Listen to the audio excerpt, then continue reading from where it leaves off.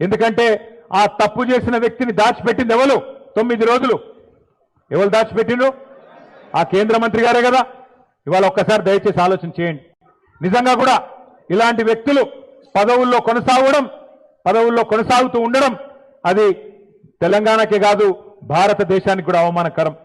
Minor బాలికకు అన్యాయం చేసింది కేంద్ర మంత్రి కొడుకైతే మైనర్ బాలిక తల్లిదండ్రుల్ని భయభ్రాంతులకు గురి చేసింది స్వయంగా కేంద్ర మంత్రి. ఆయననే పిలిచి బెదిరించి వాళ్లను మరి ఇబ్బంది పెట్టే ప్రయత్నం చేసినారు.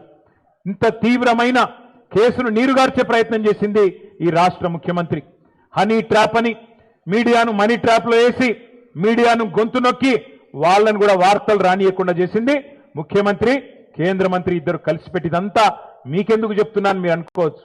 ఎందుకంటే ఒకటే ఒక్క డిమాండ్ మనందరిది ఈ సమావేశం ద్వారా, ఖచ్చితంగా కేంద్ర మంత్రి గారిని వెంటనే బర్తరఫ్ చేయాలని ఈ సమావేశం నుంచి మీ చప్పట్ల ద్వారా కేంద్ర ప్రభుత్వానికి మనం డిమాండ్ చేద్దాం.